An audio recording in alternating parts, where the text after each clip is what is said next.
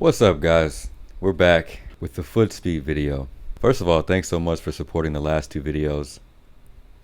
I didn't think anybody would watch when I uploaded them, but you guys proved me wrong, so thank you. So I'm going to take you through a few exercises that I've come up with that if you do them pretty consistently, your foot speed should increase, which is the whole goal of the video, obviously.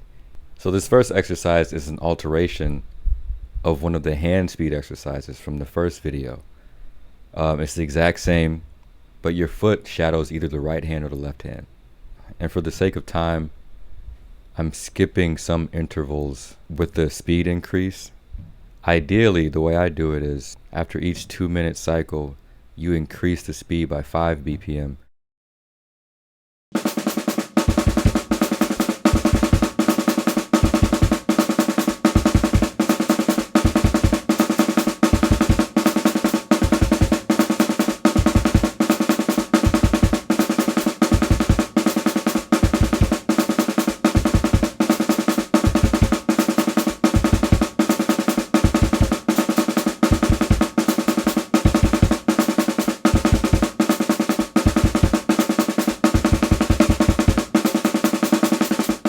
This exercise is very important because growing up I always would see a lot of drummers. I think Tony Royster was the one that I was really impressed with when he did it. But doing the singles between the right hand and the right foot, and this exercise helps develop that. But then it also incorporates the left foot, which a lot of people don't really do singles with the hi-hat and the left hand or right hand. So it gets you comfortable doing either hand or limb combination.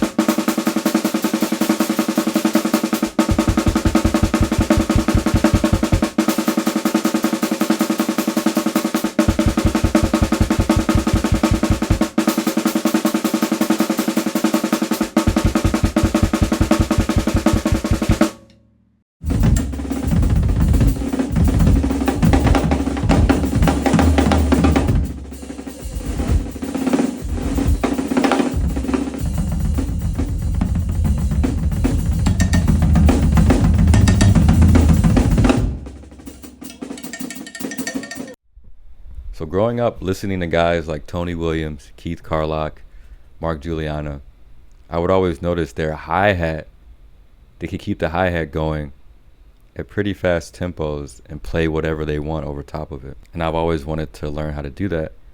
So I would just practice it by literally sitting there and stomping my foot for a long time. And that's what this exercise is. If you strip it down, it's just me counting to 100. Doing that, but to make it more interesting, I put a beat over top of it.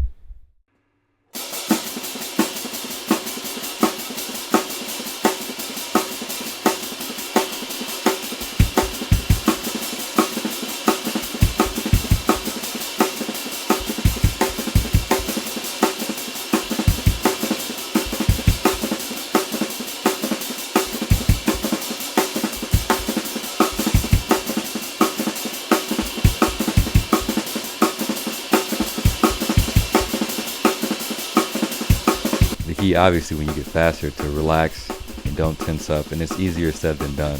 In a couple of these exercises, when they get super fast, I tense up, and that usually means I'm at the very limit of what I can do at the moment.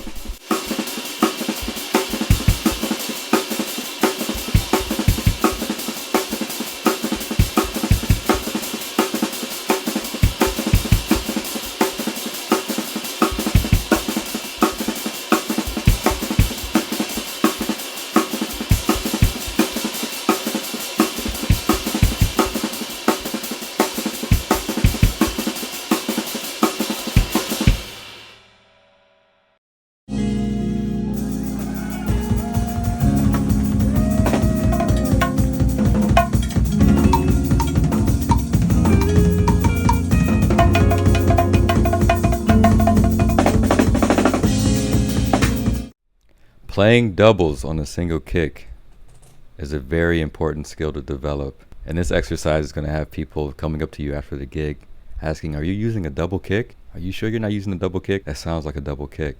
It's not.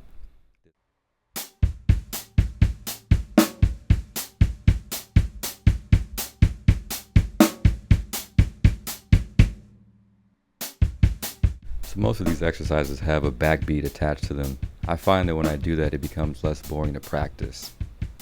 So I know I'm not just doing this to get the coordination. I'm doing this to get the coordination, but I could also put it into a real life scenario.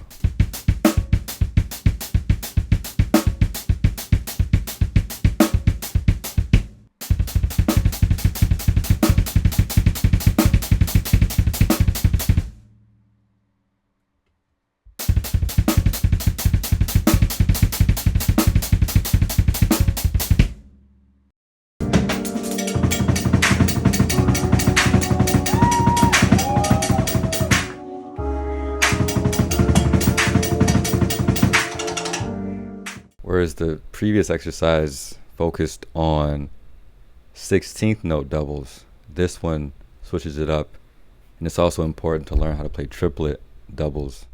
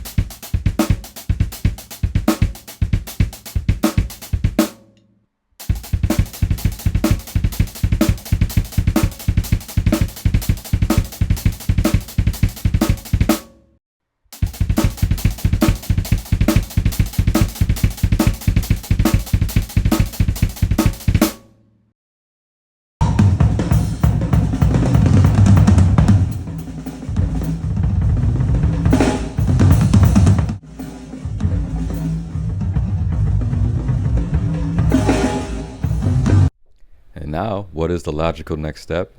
Combine the two.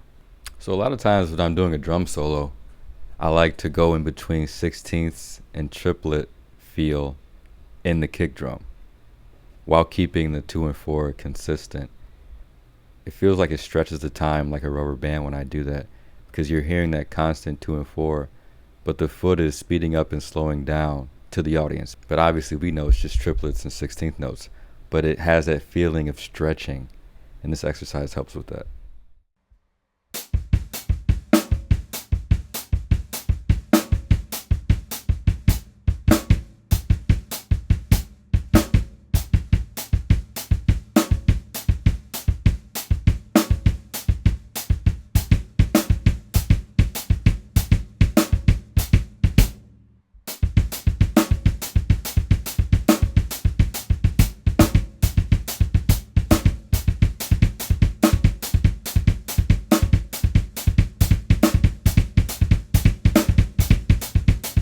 And it's important to not just do one round of this exercise. It's important to, once you go from triplet to 16th, that you don't stop and you go back to triplets again and then 16ths. In doing that, we practice being able to go from triplets to 16ths with the foot, but then also from 16ths to triplets. So you want to be able to do it both ways.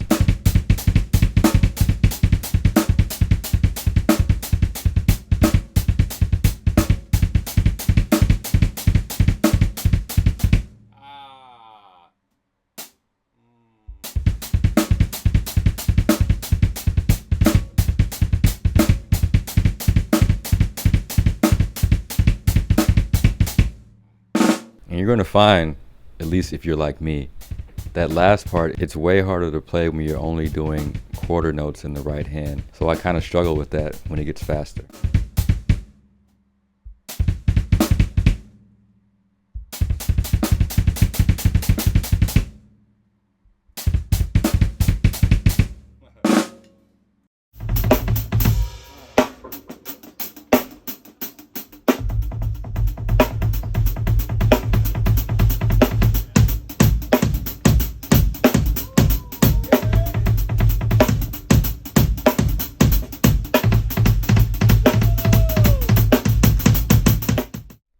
This exercise highlights, I guess, the ability to go between doubles between the hands and the feet, and then singles between the hands and the feet, which I feel definitely influenced by guys like Ronald Bruner Jr.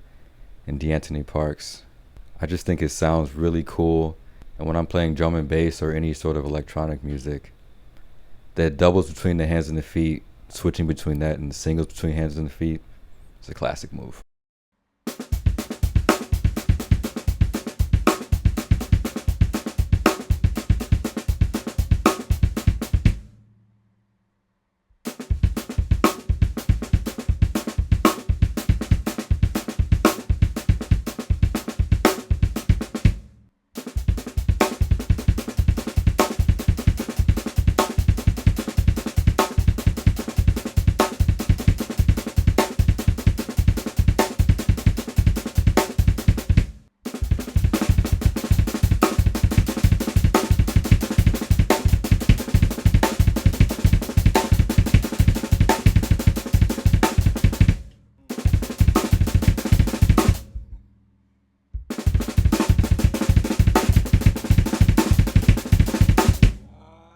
And here's a little bit of what would happen in a real practice session.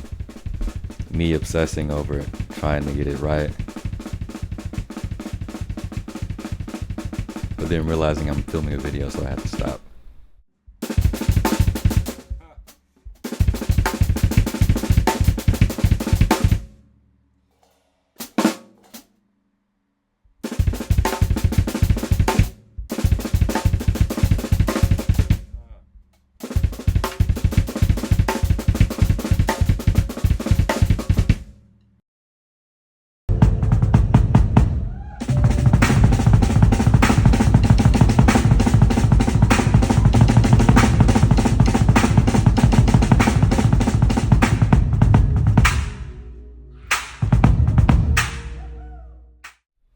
And there we go. That's it. Thank you guys for checking the video out.